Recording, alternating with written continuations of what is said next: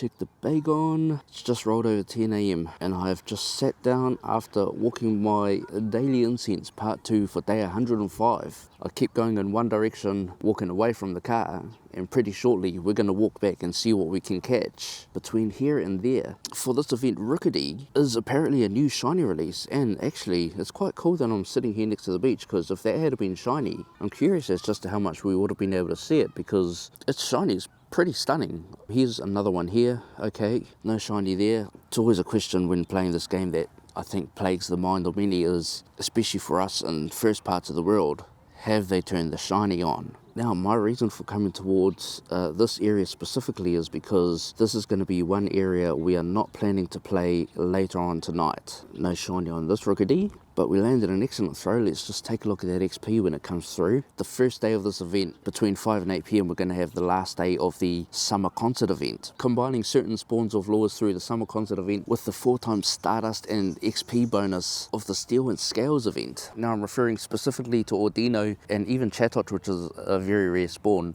but I personally think has one of the best catch circles in terms of getting easy, excellent throws. The 3 hours of that event in particular is going to be a pretty exciting one to grind if you're not going to be moving around looking for spinder tasks. Personally, for myself, a spot similar to this, or even one where you can get even more lures in a condensed area so you can focus on Ordino, Chatot spawns, it's going to be an epic way to grind Stardust and XP during that 3-hour event. The Stardust you gain from Ordino alone is a base 2,100 per catch, so 4x Stardust, 8,400. If you multiply that by 1.5 using a star piece, you're looking at over 12,000 Stardust per catch. Now, the Steel and Scales event specifically is focusing on Steel types and Dragon types. And with this comes a shiny boost for Beldum, which seems to be spawning pretty frequently in the wild, as well as Bagon, which I've caught a couple just sitting here right now as well. Got Noibat in the wild, Ferroseed, which is part Steel, boom, another excellent. Swablu, which evolves into a Dragon type,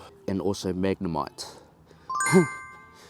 which isn't shiny boosted, but I'll take it. Cool. This Magnemite was caught on the 22nd of 7th, but this location-based game does not know where. Well then, I'm not exactly sure what these tasks are that are just completed here. Another Beldum check? Nope. But there are a few tasks that I'm hoping to look for, or at least counters from tasks that I'm at least hoping to find during the course of this video. And specifically, that's going to be for the shiny boosted mons, the Beldum and the Bagons, because depending how high that shiny boost is going to be, could be one of the best ways that we have at finding a Shundo Pokemon from research at the moment. And I'll also like to see if there's a task for Rookidee. So I guess I should start walking back to the car. I also want to see how many Beldum, Bagon and Rookidee that I can catch between here and the car, which is 3 kilometers away. Let's go see what we can find. I think this might be like the 4th Beldum check and I just got a shiny. This was off the incense. Who knows, could be a decent time to get one. There's another one over there. We're also getting Aron and Dratini in the wild, as well as Gumi and Axew. I just had about a couple minutes back.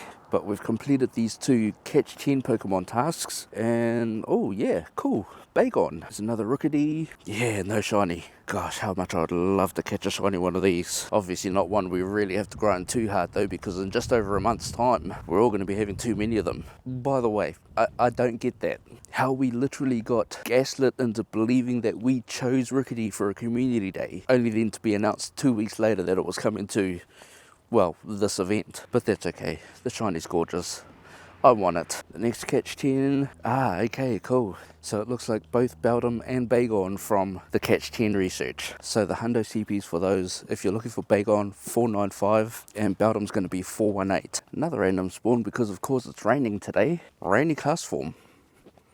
If you're looking for a Mega Level 3 Pokemon to consider for this event, I'm using a Mega Level 3 Rayquaza, so if you have it, worth doing. It's going to boost the XL candy for everything that is weather boosted in windy weather, so covers Beldum for psychic types. Of course it covers dragons, and then it also covers Rookidee for the flying types. A couple more catch 10 research tasks, no shiny on the first, or the second, 472, and the third one, no shiny again. This is also my first time seeing Frigibacks in the wild following its shiny release at GoFest. I did not catch one then, I may catch one now.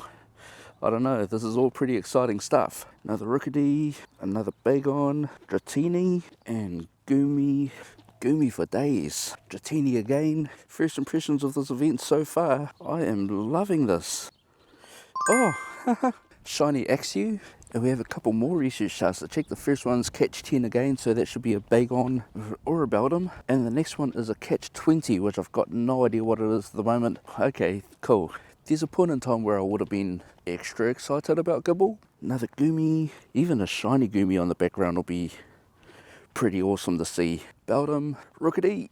Another Rookidee. I mean, even if I'm not getting the shiny myself, I just hope that shiny's on. Another Rookidee and another one there. Wowzers. Okay, we made it back to the car. And so far in about 40 minutes of walking, we have gone from 16 Beldum, Bagon and Rookidee up to 60. So we've caught about 50 of them between, well, 3Ks that way and here. That's not too bad. Got a couple of catch 20 tasks. Ooh, Bronzor. Changed my mind. Now I'm back to super excited for seeing Gibble. Bronzor again. Oh. Okay, well, from here there's a couple more things I'd like to check. Looks like we are going to Bayfair for a quick drive. Just found Bagon and a Shadow Grunt. You know what I'm hoping, right? I'm hoping I don't get this Executor as an encounter. But I'm not sure whether or not it's actually been confirmed, but that shiny boost for Bagon could apply to grunts as well. So maybe, just maybe, not this time. Now we're in Bayfair, because looking on Campfire, this was the only place that I could spot a Honedge anywhere in Tauranga right now. Honedge is a brand new Pokemon in Pokemon Go.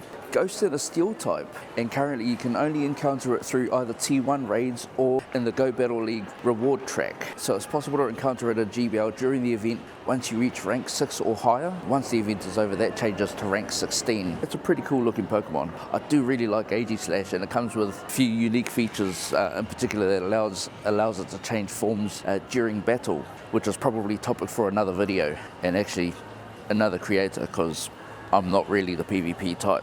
But there's my dex entry for Honedge. Don't know if it's any good or not. Well, that's not too bad. Couple more research tasks. We won a raid for this one, and that gets a Jangmo and another catch 10. Bagon 488. That's getting close. One thing I actually forgot to check while I was out too is there's a bunch of collection challenges, and they're fairly easy. Nothing raid lock this time. One for Bagon, Beldum, Dratini and Rookidee. So if I complete the one for Rookidee, evolve to Corvus Squire and then through to Corvin Knight, that collection challenge is going to award us some Stardust, some XP and an encounter with Rookidee. And also checking out the research rewards on Leak Duck. These are what have been confirmed so far, so most of which we've seen already. Jangmo, and I also got a Frigibax earlier from the Winter Raid task, as well as Goomy. Goomy and Jangmo have both had community days, and Frigibax is probably due for its own community day next year. So actually everything there's either had or is due to have a community day, except for Bronzor.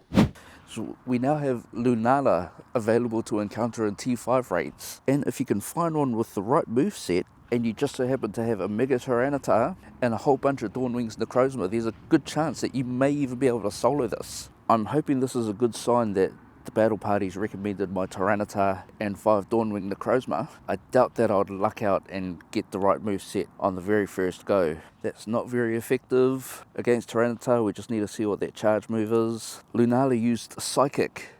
Excellent. This could be it. The bulk of the reason as to why this could even be possible is Lunala being a Psychic and a Ghost type makes it double weak to 2 typings. One being Dark, hence Tyranitar, and the second typing is Ghost, so Dawnwings Necrozma. And because I've got 5 of them, I'm hoping if I just go straight attacks, no dodges, I might be able to just get away with attacking all the way through to the very end. This one landed in the yellow at around 138 seconds.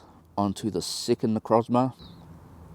Moongeist Beam just chunks off a great deal of damage, eh? That's insane how much that deals. Cool, look at that. After that last Moongeist Beam, that's put us in the red well before 75 seconds. The Necrozma's just absolutely chunking this. This just so happens to be without weather boost because, well, it's not foggy. As you can see, I don't have any friends in the raid, so there's no friend boost. I am not using Zacian's Adventure effect, so this is just pure raw damage from Necrozma. As second Necrozma down, we're on to our third one now. Absolutely insane to think that Pokemon have gotten so much stronger now that you can actually do this with a single player. We just soloed Lunala. So we can now encounter Lunala in Pokemon Go.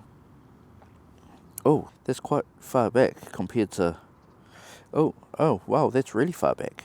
Oh, but I caught it on a critical catch. And 15, 10, 11. Well, I really lucked out finding an Acrosma with the right moveset on the very first go. But using Pokegenie, which is gauging the difficulty of these raid battles based on the movesets, if I scroll right to the bottom, able to solo Confusion and Psychic without Weather Boost, without Friend Boost, without the 10% damage boost from Zacian, and going up from there, Air Slash and Psychic, Air Slash and Future Sight, Confusion, Future Sight, Air Slash, Moonblast. The majority of these movesets don't look too difficult until you start seeing some losses with these moves that are now showing on the screen, with Shadow Claw and Shadow Ball being the hardest. And actually looking at the win rate for Tyranitar Mega, it actually has a much lower win rate, with none of the movesets there actually showing 100% win rate, so that's going to be your number one counter and best bet for sure, if you have them. But following this team, this is all we're going to be able to have time for today. I have to say, from what I've seen so far in the first couple of hours, I'm absolutely loving the spawns, the bonuses, everything to do with this event. And I know very recently we've had a lot of new and returning players coming back to Pokemon Go, so I'm really excited for some of you who will be playing to try and catch your first Shiny Beldum, Shiny Bagons. Shiny Beldum especially, because it looks like pretty soon, judging from teasers in the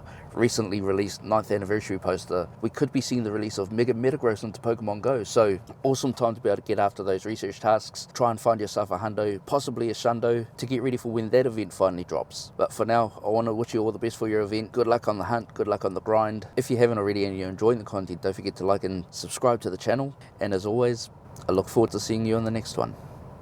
But that's alright. Hush.